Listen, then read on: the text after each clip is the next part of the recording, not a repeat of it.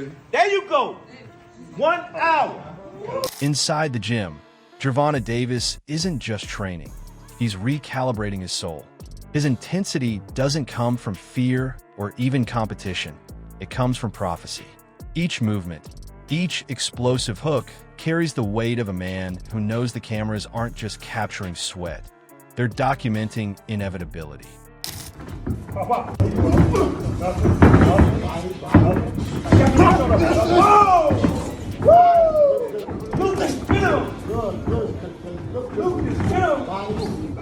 Another moment, another look into Davis's camp.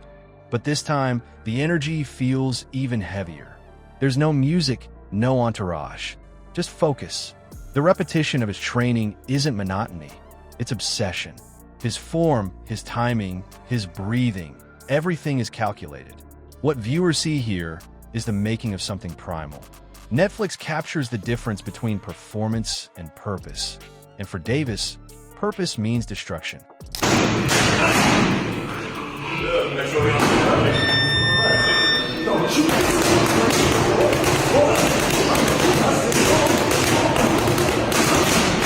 We return once more to that sweat-soaked sanctuary, a gym where routine has become religion. These few seconds might look like standard training footage, but the psychology behind them is revealing. Every athlete trains, but not every athlete trains with conviction so sharp it cuts through the air. Davis doesn't just shadowbox, he stalks.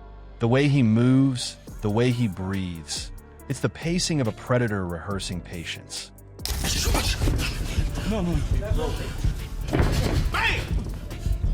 When they watch us in here working, they saying we going bang, bang, bang, bang, bang. There you go. Good. There you go. When he get in that ring, he's on a mission. Because he understand that he got to put his pants on, training wheels going. You got what you asked for. When Calvin Ford speaks, he doesn't coach, he preaches. To him, Gervonta Davis isn't just an athlete. He's a vessel for a message bigger than boxing. Ford's words reveal a philosophy. No more training wheels, no more excuses. It's time to embrace the mission. The energy in the gym mirrors the rhythm of a battlefield. Bang, bang, bang. Not as noise, but as an anthem of focus. Ford knows Davis thrives in chaos, but this time, it's refined chaos, structured violence. The mentor's tone carries the echo of someone who's seen Davis stumble, learn, and return sharper. This fight against Jake Paul isn't about strategy alone, it's about maturity. Ford sees a fighter who has outgrown caution, who's ready to step into the ring without the safety net of being the smaller man, the rising star, or the chosen one. This is the tank who understands the mission isn't to win, it's to dominate. Ford's message resonates through every corner of the gym. You asked for this. Now own it. Jake Paul, I think when he weighed in for Mike Tyson, was 227 pounds. That is, if I'm not mistaken, a 92-pound weight difference. Almost a 100-pound weight difference. It's insane. That is called one thing. That's called being a bully. When Michael Bisping breaks down the staggering weight difference, nearly 100 pounds between Jake Paul and Gervonta Davis, it exposes the absurdity and brilliance of the matchup. From a purist standpoint, it's madness. From an entertainer's lens, it's genius. But for Gervonta, it's disrespect. Bisping's words highlight what makes Davis so ferocious, his defiance of logic. The size gap becomes more than a physical statistic. It's a metaphor for the sport itself. Old-school grit versus new-age spectacle. Bisping, as both a fighter and commentator, recognizes this paradox. His tone suggests disbelief, but underneath it, fascination. Because if Davis conquers a man nearly 100 pounds heavier, it doesn't just win. He rewrites physics, rewrites narrative, rewrites history. The weight isn't a disadvantage. It's the crucible that could elevate Davis from champion to myth. You know what I'm saying? My only concern is, the gloves. You understand what I'm saying? Because we don't fight in 12-ounce gloves. We don't use 12-ounce gloves. That's training gloves, you know what I'm saying?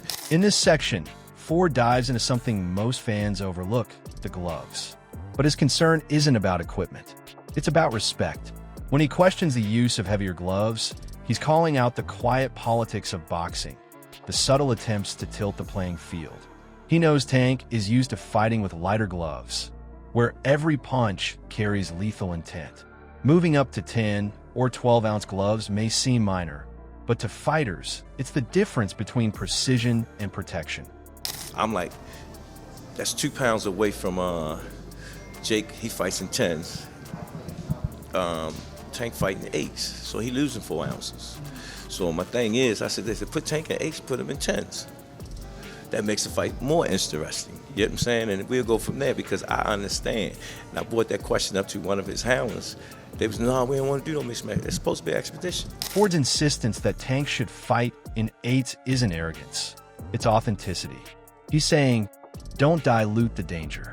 The negotiation around glove weight becomes symbolic of how the fight itself is being shaped, half sport, half spectacle. Ford's dialogue exposes the friction between purity and promotion, between two worlds that both claim to love boxing but define it differently. In that small detail, ounces of padding, lies the essence of this entire matchup, a battle not just of fists but of philosophies. Too close. He was like in his chest. He was in his chest, and that's why Tank was like backing off. When I seen that, I said, okay, it's glimpse of Tank still in there. You get what I'm saying? You know, so when I seen him, you know, cross that threat, I said, hey, back up off of me, you know, because last fight he was too friendly with Roach. When Calvin Ford recounts that moment, Jake Paul stepping too close, invading Tank's personal space, the story shifts from training to tension. What Ford describes isn't just a stare down, it's a spiritual ignition.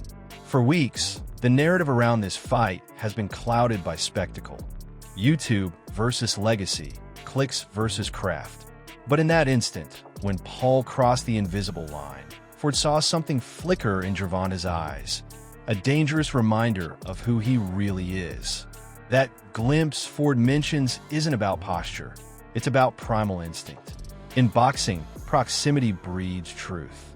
When Jake leaned in, he unknowingly awakened a predator that hides beneath Gervonta's calm exterior. He talked about he had you on a hit list before this fight even happened. So his mental is on you. And he said it in the interview. How you think about something, make it come out, and look where we at there. It's about to happen.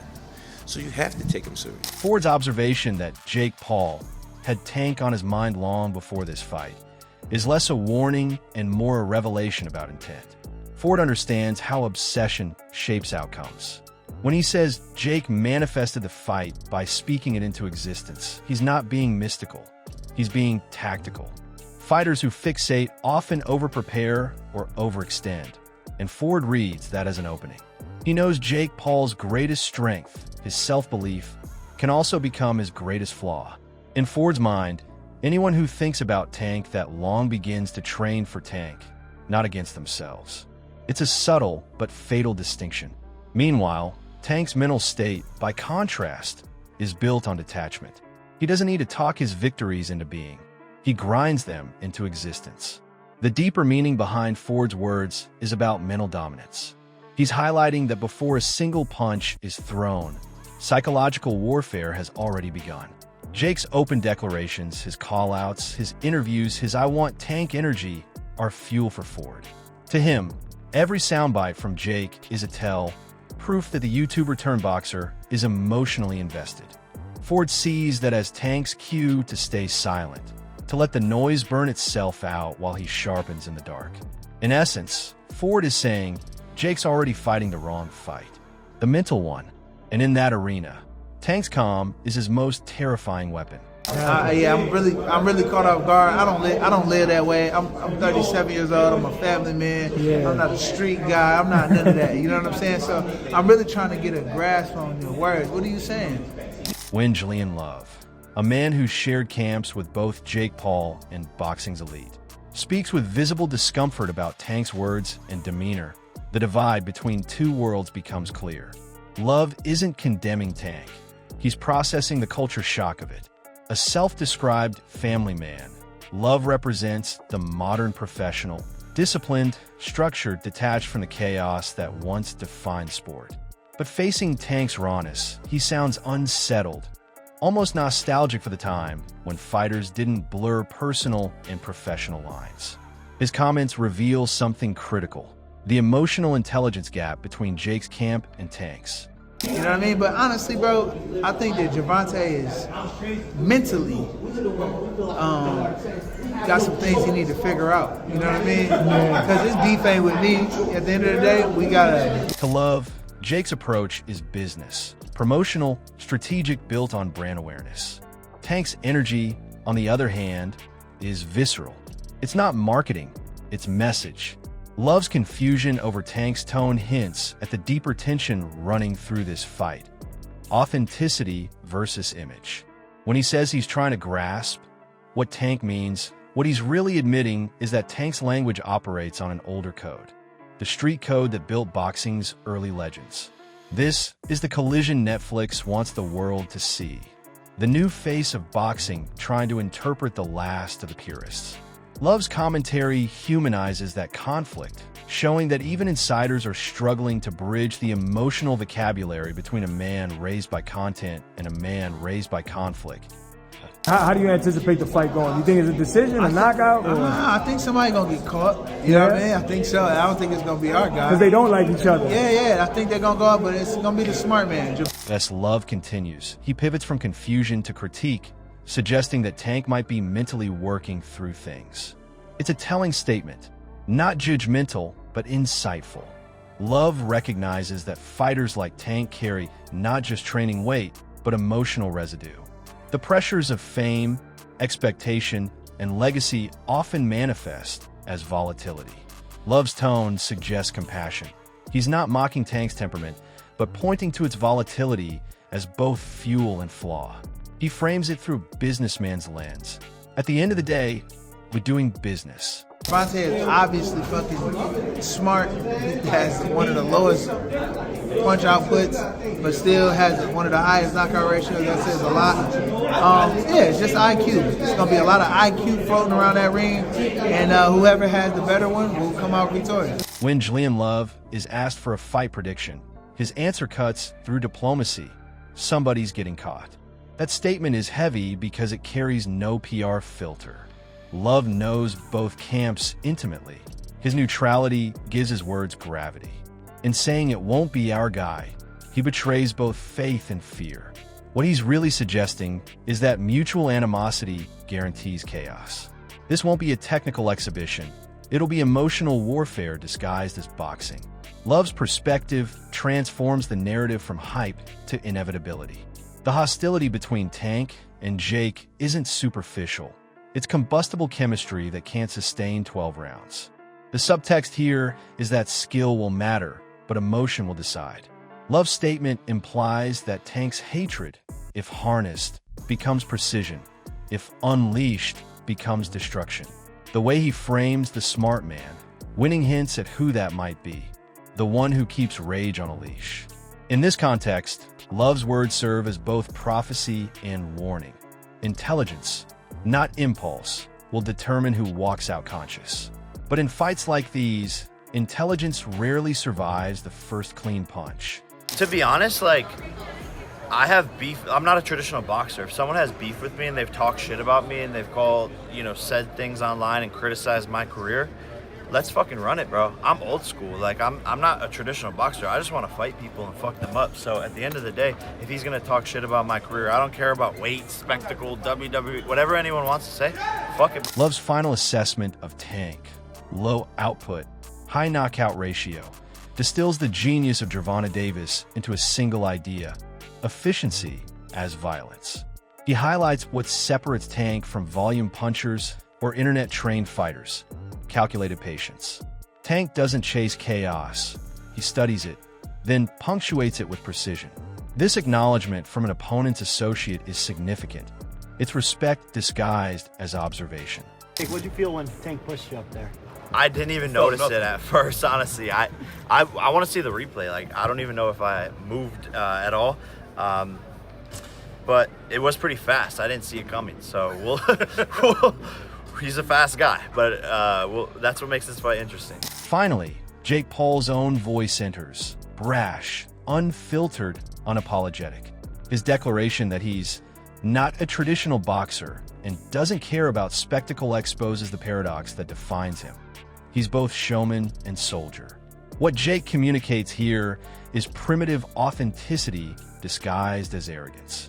Beneath the profanity lies philosophy, a code of confrontation that mirrors Tank's own. The irony is poetic. The influencer speaks like an old-school fighter, while the old-school fighter trains like a monk. Jake's insistence that he fights those who talk about him isn't insecurity. It's self-branding through vengeance. He thrives on chaos because chaos is currency in the age of virality. When he dismisses concerns about weight or criticism, he's telling the world he's immune to traditional hierarchies, that he's rewriting them.